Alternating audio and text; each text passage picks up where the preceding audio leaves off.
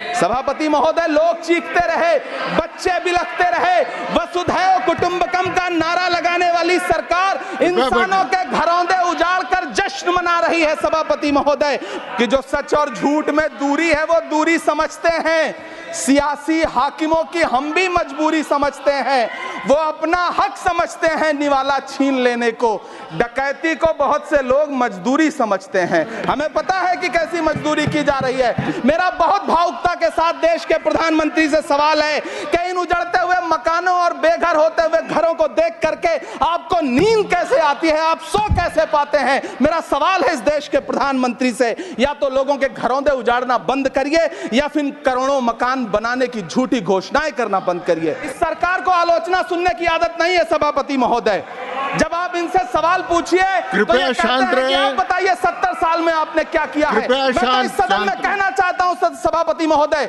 कि हमसे 70 साल का हिसाब मांगने वालों, जो सरकार अपना चलाया हुआ 2000 का नोट 7 साल नहीं चला सकी, वो हमसे 70 साल का हिसाब मांगती है।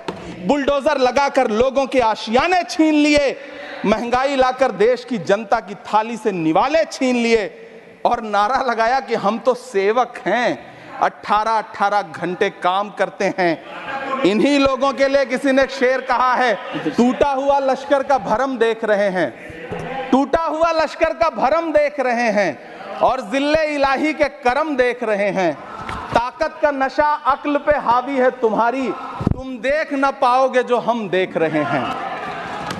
सभापति महोदय, अपने शीश महलों में बैठे हुए सरकार के सांसद और मंत्री कह रहे हैं कि महंगाई कम हो रही है। संसद की कैंटीन से बाहर निकल करके एक चाय का कप खरीदिए, तब समझ में आएगा कि महंगाई कम हो रही है या बढ़ रही है। यहां बैठ करके बड़ी बड़ी बातें करना आसान है। ये चूनर धानी धानी भूल जाते, ये पुरवा की रवानी भूल जाते, जो आकर 4 दिन गांव में रहते तो सारी लंतरानी भूल जाते। अफसोस, देश के प्रधानमंत्री जी ने कभी न टूटने वाली चुप्पी ओढ़ ली है। सभापति महोदय, जनता ने 63 सीटें कम क्या कर दी, ये सरकार तो अमृतकाल का नाम लेना ही भूल गई। ये भूल गई है अमृतकाल को, ये भूल गई है मनरेगा को, ये भूल गई है मौलाना आजाद नेशनल फेलोशिप को। किसानों से चिढ़ी हुई सरकार ने किसानों के एमएसपी की लीगल गारंटी नहीं दी, लेकिन याद रखिएगा, जो किसान का नहीं वो हिंदुस्तान का नहीं। सभापति महोदय, मुझे वित्त मंत्री जी से पूछना है कि वो जो कुछ साल पहले 100 स्मार्ट सिटी बनाने का ढोल पीटा गया था, सुना है उस ढोल में पानी भर गया है, इसीलिए आपने उसका नाम बदल करके सिटीज ऑफ ग्रोथ हब्स रख दिया है। अच्छा है, नाम बदलने का खेल खेलते रहिए, आपकी कई सरकारें तो इसी वजह से चल रही हैं। इस सरकार को पढ़े लिखे लोगों से दिक्कत है सभापति महोदय, इसीलिए इस सरकार ने यूजीसी का बजट 66% कम कर दिया है। वाह री सरकार। पीएम आवास योजना के तहत 3 करोड़ अतिरिक्त मकान देने की घोषणा है और दूसरी तरफ लखनऊ के अकबर नगर में 1280 वो मकान हैं जिन्हें रिवर फ्रंट बनाने के नाम पे बुलडोजर से जमींदोज कर दिया गया।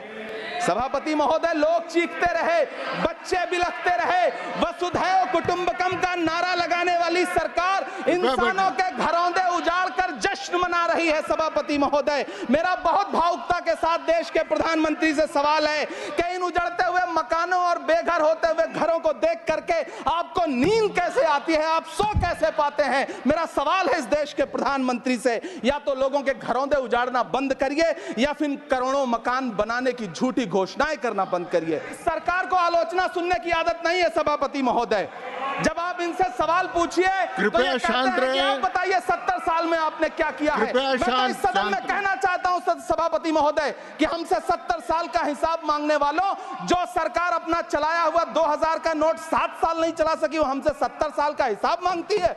सभापति महोदय, इस सरकार ने नोटबंदी लगाकर देश की आम जनता की पूंजी बैठे बैठे नहीं बोले, कृपया टैक्स लगा करके छोटे व्यापारियों के कारोबार छीन लिए, पेपर लीक करवा करके युवाओं की आंखों से नौकरी के सपने छीन लिए, अग्निवीर लाकर देश के जवानों की उम्मीदें छीन ली, बुलडोजर लगाकर लोगों के आशियाने छीन लिए, महंगाई लाकर देश की जनता की थाली से निवाले छीन लिए और नारा लगाया कि हम तो सेवक हैं, 18-18 घंटे काम करते हैं। इन्हीं लोगों के लिए किसी ने शेर कहा है, कि जो सच और झूठ में दूरी है वो दूरी समझते हैं, सियासी हाकिमों की हम भी मजबूरी समझते हैं, वो अपना हक समझते हैं।